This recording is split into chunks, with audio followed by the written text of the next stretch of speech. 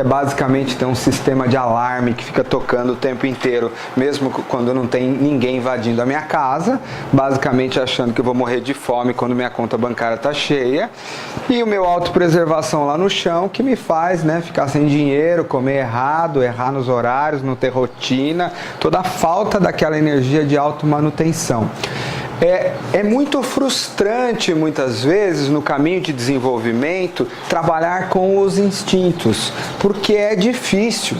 Não é uma coisa que o camarada muda do dia para a noite. Às vezes ele resolve antes problemas dos comportamentos que têm origem no tipo, e aí o tipo tem a ver com paixões e fixações. Os tipos corporais, 891, que tem a ver com essa energia que vem da Terra também, os tipos emocionais, os tipos mentais, mas a formação do tipo, dos 9, tem a ver com paixão e fixação. É isso que determina um tipo.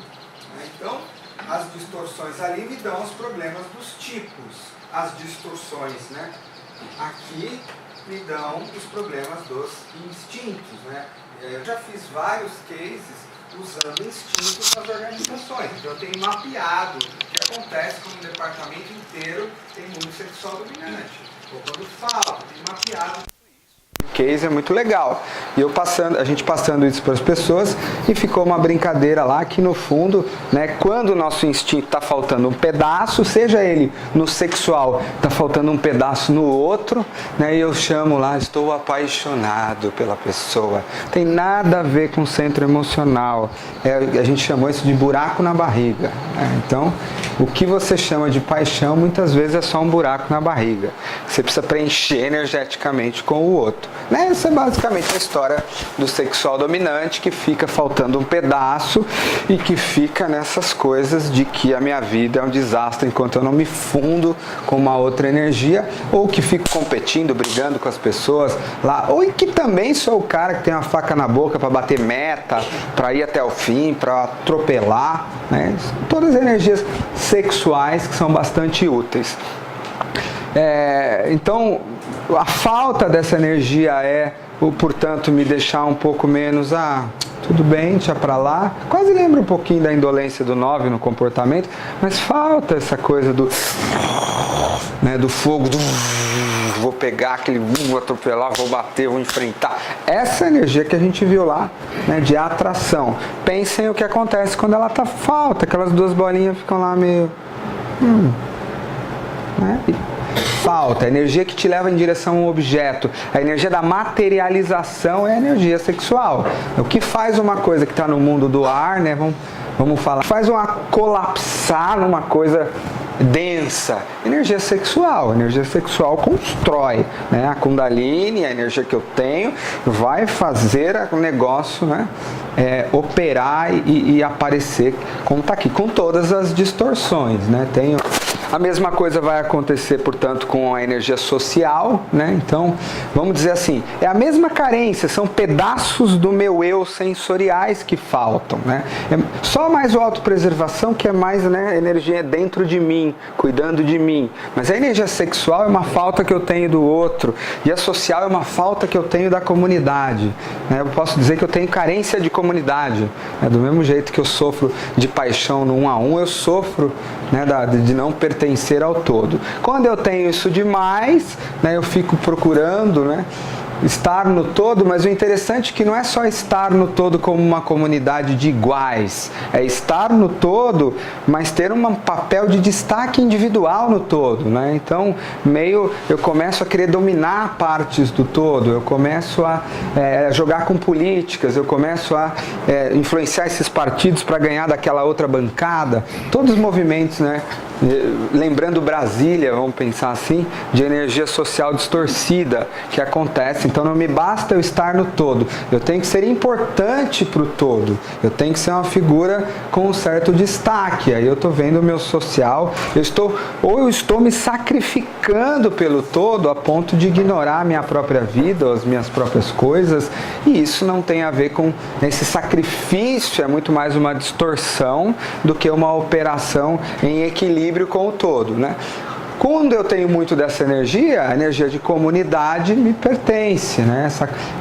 Vai me incomodar muitos lugares ou as pessoas que não operam nessa comunidade, que não operam como aquela esfera coletiva. Quando eu tenho a falta disso, eu brinco que isso vira um sem noção social, né? Que por muitos anos eu poderia me descrever como um sem noção social.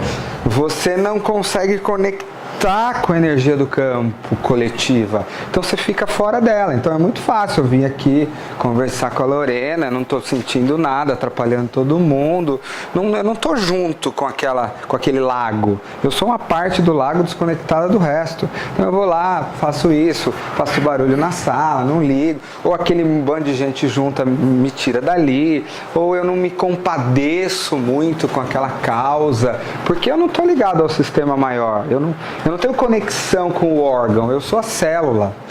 Então, que se dá. O pulmão tem que respirar, problema dele. Eu vou cuidar da minha célula aqui. Isso aí não sou eu, não tem a ver comigo, eu não faço parte disso, né? Quase que uma negação.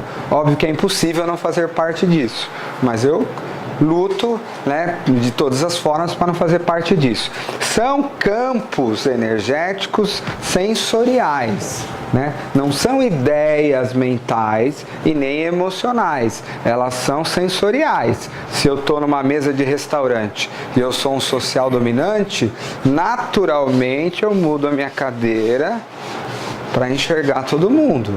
É uma força maior do que eu, ela é um campo, ela cria círculo. Se eu sou um social dominante, eu não consigo ficar de costas para você, porque do ponto de vista magnético mesmo, aquilo me puxa de volta, né? Se eu sou um sem noção social, né, um social reprimido, eu nem vi que você está aí atrás, tá? Por favor, me lembre, porque pensa no meu caso, um sexual com social reprimido. Estou na mesa do restaurante, 40 pessoas, eu viro, vou conversar com a Tata, acabou todo mundo, não existe mais ninguém. Porque eu não tenho, além de eu não ter a percepção de coletiva, vou ter um drive 1 a 1 muito forte na minha energia, né? Então essas combinações todas vão causar ideias santas e fixações estão lá na cabeça, as minhas virtudes e paixões estão no coração, né, como a gente já falou, e aqui eu vou ter instintos. E aí, de novo, tudo que é dual aqui pra gente, a gente não quer que você enquadre como dual, tá? Entenda como só pontos de referência. Nada é dual. Não existe o instinto distorcido e o não distorcido. Existe toda uma faixa de consciência que vai desde do exagero da distorção até a coisa operando bem. Entenda que o instinto menos distorcido ou mais equilibrado operaria conforme demanda do ambiente. Então, se de fato, para mim, a preservação, o meu corpo está sentindo que está precisando de comida ou de água, aquele instinto me comanda um comportamento de tomar água. Beleza, ele reage ao ambiente segundo a função dele. Se é necessário, né? Se o meu instinto percebe que é necessário uma fusão sexual, algum tipo de força de enfrentamento, conforme a necessidade do ambiente, ele opera isso e se recolhe. Né? Mesmo jeito social, acontece a mesma coisa, né? Se a necessidade de uma comunidade, de uma irmandade, de uma comunicação, de um grupo aparece, eu entro nele e em alguns momentos, quando aquele grupo acaba, eu volto para minha casa, eu saio dele, coisa que um social dominante não consegue fazer. Ele vai dormir pensando na causa, no povo, naquilo lá, e às vezes a família vai sofrer um pouco se ela não fizer parte daquela causa, né? Eu tô tão na causa que às vezes o meu filho não tem o tempo para ele, ou para cuidar de mim mesmo, né? Aí eu tô falando de distorções desse instinto. Para quem aqui, por exemplo, é do mundo empresarial, é brutal essas dinâmicas, como elas dominam o mundo empresarial. E eu vou dizer para vocês, mais do que os tipos. Mais do que os tipos. É impressionante como os comportamentos das pessoas são dominados por questões de instinto. Instintos sexuais, todas essas dinâmicas que a gente foi falando para vocês. Então, no geral, se você diminuir a energia, que aquele que tá fazendo o gato da sua energia está puxando, você já está fazendo um trabalho lindo. Porque assim, se você tem um sexual muito alto, são canais de energia. E a energia está entrando numa só. Se você está puxando tudo, não está sobrando para os outros dois. A luz, vamos dizer, a luz está a cozinha está gastando toda a energia, a sala está ficando meia fase, né? Se você baixar essa descompensação, automaticamente também você torna mais energia disponível para o equilíbrio. Já é um tremendo de um trabalho possível. Como você vai trabalhar depois de diagnóstico, porque muitas vezes o Enneagrama ele é um grande diagnóstico para nós, um grande mapa, que já é uma bênção. Mas cada um aqui tem um caminho de operação, de transformação, vai depender do meio que você se encontra, das ferramentas que você tem, do conjunto que você tem.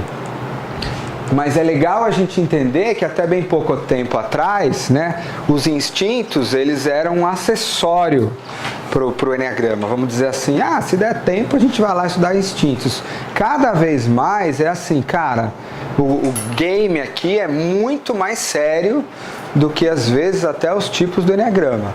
Talvez eu me arrisco a dizer que se a gente tivesse que trabalhar consciência em um dia só, talvez fosse mais útil a gente trabalhar os 3 instintos do que os 9 tipos, por exemplo, tá? Eu tenho pessoas, né, alunos que estão fazendo isso de certa forma e tem dado certo. Os caras, a identificação é bastante útil, mais rápida.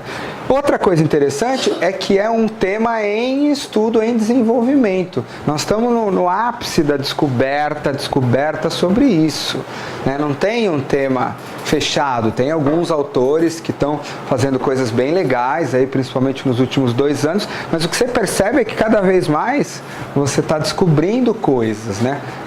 Então, cada vez que você faz isso, você aprende alguma coisa. Porque você sente ali, pensa uma hora, você está ali, como algumas dessas pessoas, protegendo o seu ovo com a sua vida, né? E o ovo é roubado, às vezes. E aí depois você acorda e fala, como é que eu fui capaz de encher a pessoa de tapa aqui? Claro, você conseguiu acessar essa natureza tua que está pré-programada aí. Então, óbvio que você não vai fazer isso na empresa, mas como percepção da força que esse negócio tem, são coisas que você vai continuar aprendendo sem parar. Algumas características comportamentais que vocês vão testar e vão saber, né? A gente já sabe, né? Os autopreservação dominante, óbvio, essa energia que está aqui, tenho que me manter aqui dentro de mim.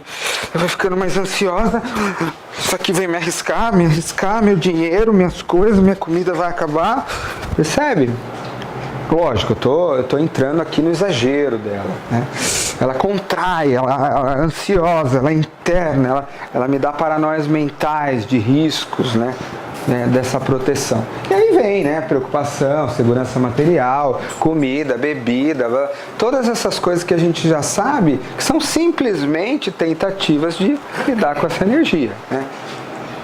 Social, né? Então aquela coisa de ter que entrar, participar, me doar, me fundir, tá ali, né? Meio House of Cards que a gente fala quando você vai pro exagero. Vai me trazer em distorção, os sociais dominantes.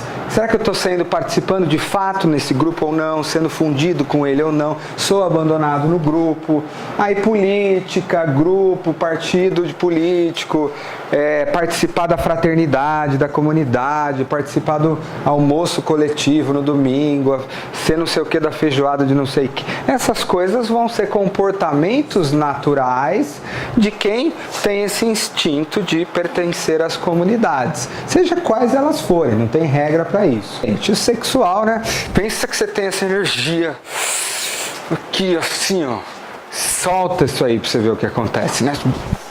Você vai e aí vai gerar todo esse tipo de coisa, muita energia, experiência intensa, conexão, confrontamento, ataque, a coisa da experiência sexual extremamente forte. Tudo isso vão ser comportamentos gerados por esse, né, descompensação. Só que o que eu vou mostrar para vocês é muito legal, é uma novidade, não tem em nenhum livro. É uma teoria nova do Russ, que ele apresentou ano passado, que não está pronta. Ele também está brincando com isso. Mas eu me permiti colocar aí, e eu também estou brincando com isso ainda, tá? que é a ideia, né? Tudo no Enneagrama é em tríades, tá? Essa é uma lei do Enneagrama, que os próprios instintos dominantes têm também 3 classes de comportamentos nas quais eles podem ser mais fortes ou mais fracos. Então, para o autopreservação, a gente poderia dizer que uma área é conforto, bem-estar, a outra área tem a ver com proteção. E a gente poderia dividir em 3 macro-áreas.